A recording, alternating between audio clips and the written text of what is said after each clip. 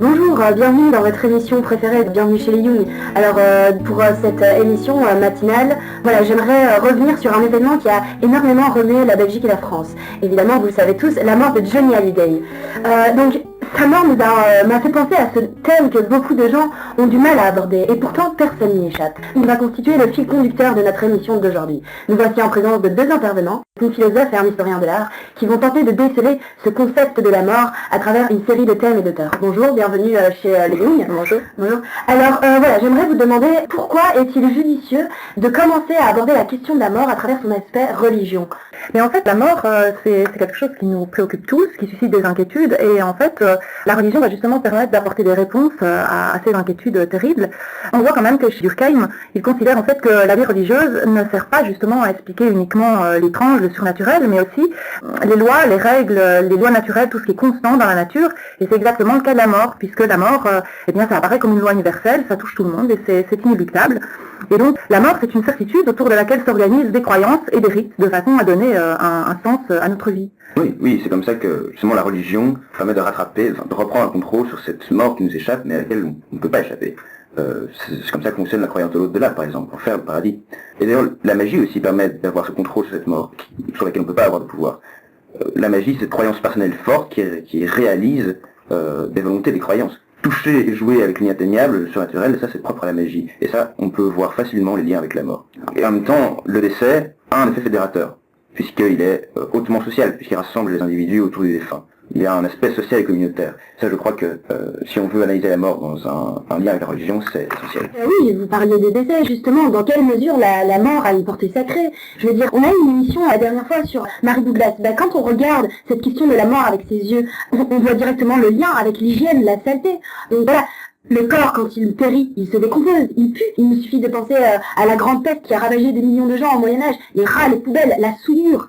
En fait, le corps est sacré, mais il est sale. Et cette saleté, elle nous effraie, elle nous dégoûte. Mais en même temps, il y a une espèce de fascination qui règne autour de cette mort. Oui, il y a une obsession, une fascination, mais parfois le deuil peut même devenir pathologique. Pensons aussi par exemple aux personnes qui ont un comportement morbide, qui empaillent leurs animaux, ou bien qui vont racheter des reliques de stars décédées pour une somme ahurissante. Comme Jenny par exemple. Oui, et en fait, ce deuil pathologique, il peut vraiment bouleverser tout l'ordre social parce qu'une personne reste complètement inactive, elle reste engluée dans son deuil. Et également, pensons aussi à tout ce qui est incitation au suicide, ça risque de mettre vraiment la société à mal. Oui, d'ailleurs, en parlant de bouleversement, j'aimerais attirer votre attention sur cette fameuse figure du trickster, cette figure mythique et anthropologique qui apparaît souvent à travers les peuples, qui va se poser justement entre divin et humain et qui va jouer avec ces limites de la mort. On avait vu par exemple une figure de trickster qui était très intéressante, c'est celle du Christ, qui va justement transcender la condition humaine et qui va jouer avec la mort, qui va emporter un peu l'identité de l'être humain au-delà de la mort. Et donc cette mort qui était irréversible et seulement connue du divin ou de l'esprit va être accessible à l'être humain. Oui, elle est accessible à l'être humain, mais souvent on punit aussi les êtres humains. La mort est utilisée comme un châtiment. Il nous suffit de penser à la peine de mort. Ou bien encore, malheureusement, quand on pense à la Deuxième Guerre mondiale, les camps de concentration, la mort est utilisée comme une solution à la présence d'anomalies qui risquent de se transmettre. Donc voilà, quand on marche dans un camp de concentration, on sent cette lourdeur, ce silence. Il y a un tabou qui règne dans ces lieux. La mort est entourée de nombreux tabous. Non seulement le corps du défunt, mais également il y a des tabous autour du deuil, de l'enterrement, du cimetière.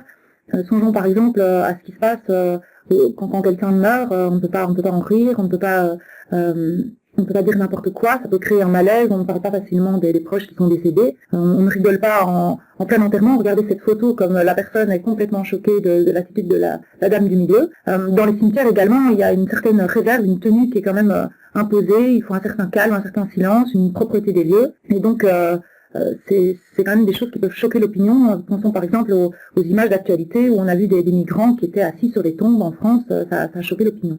Et d'ailleurs, dans les observations de Conlimnès, la mort et le tabou sont extrêmement liés. D'ailleurs, celui-ci observe dans un de ses ouvrages que le suicide ou la mort peut être une conséquence de ce tabou mis en place par la société. Et d'ailleurs, chez Freud aussi traiter cette question du tabou.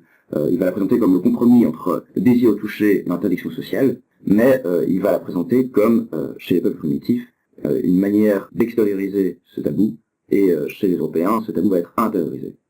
Mais pour revenir un peu à ce que vous disiez, Sophie, le tabou est mobile, en fait, il se déplace. Vous parliez d'une certaine tenue à avoir dans les cimetières, mais en même temps, je veux dire, il suffit de se promener un petit peu dans la ville, on voit des jeunes personnes assis en train de profiter du bon temps au cimetière. Il y a quelques siècles, ça aurait été complètement inconcevable. Donc le tabou a tendance à se déplacer au cours du temps, tout autant que le tabou se transmet en lui-même, si on pense à ces étoiles jaunes portées à l'époque des nazis. Ouais, quand on pense aussi à la mort, on pense d'emblée à énormément de mythes qui existent autour d'elle. Pensez à la faucheuse, au mythe grec, le fleuve de l'enfer, Hadès, le paradis, l'enfer. Je ne sais pas, qu'est-ce que vous pouvez nous éclairer sur ces mythes? Oui, d'ailleurs, un mythe extrêmement lié à la mort, pour moi, c'est le mythe de la Genèse, le mythe du péché originel, qui va rationaliser la mort, la présence de la mort sur la terre, en la reliant au péché, par exemple. Et si on regarde ce que Lévi-Strauss dit sur le mythe, pour lui, il considère vraiment que c'est une structure primordiale de la pensée, et qu'en fait, cette structure, elle fonctionne de façon binaire. Et là, il suffit vraiment de penser à la dialectique entre la vie et la mort, avec les êtres humains et même les autres vivants, les animaux qui sont vraiment programmés pour vraiment faire cette distinction élémentaire entre les vivants et les morts. Et donc, chez Lévi-Strauss, en fait, la fonction du mythe, c'est vraiment d'essayer d'exorciser par le récit les impossibles de la vie sociale et ce qui risque vraiment de faire éclater l'ordre social. Et là, par rapport à la mort, on peut penser par exemple au thème du suicide et de l'euthanasie. On voit bien, ben oui, un certain tabou au sujet de ces questions parce qu'on considère que ça peut mettre à mal la société. C'est d'une certaine façon une violation quand même de l'interdit de tuer. Ça le met à mal, même si c'est pour des raisons médicales. Et en fait, les mythes influencent vraiment sur notre représentation personnelle de la mort. L'aspect collectif est très important, mais en même temps, il y a tout le vécu subjectif et personnel. Une personne ne va pas vivre un deuil de la même façon qu'une autre. Et donc la façon dont on appréhende la mort, c'est vraiment quelque chose de tout à fait intime. Également, en pensant à extérioriser cette question de la mort, on peut faire un lien avec toute la question du virtuel, qui sert également de support d'extériorisation. On peut se demander tout de suite dans quelle mesure la mort devient alors un jeu, comment on peut jouer avec elle. Elle a tendance à parfois être banalisée, donc ça change notre rapport à la mort. On entend aussi parler aujourd'hui de cimetière virtuel, ça pose énormément de questions. Donc voilà. Et dans le virtuel, il y a toute la question de l'imagerie de la mort, où elle est représentée par la faucheuse, les têtes de mort, etc. Donc il y a tout un monde, un univers qui existe autour d'elle. Beaucoup de gens estiment que les jeux vidéo peuvent justement rendre la société plus violente, justement à cause de cette mort qui est considérée comme réversible, alors qu'en réalité elle ne l'est pas.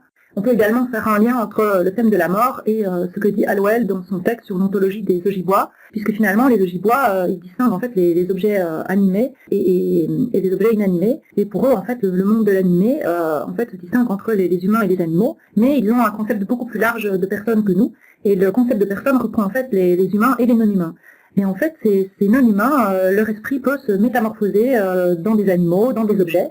Et donc, on peut faire vraiment le lien entre ce texte et la notion de réincarnation, en fait, puisque, pour plusieurs traditions, l'esprit humain peut se réincarner dans des animaux, dans des objets. Et donc, il y a cette notion de réincarnation qui est très importante, de même que tout ce qui touche aussi aux rêves, puisqu'il y a énormément de rêves sur la mort qu'on peut faire et qui ont été abondamment traités, par exemple, en psychanalyse.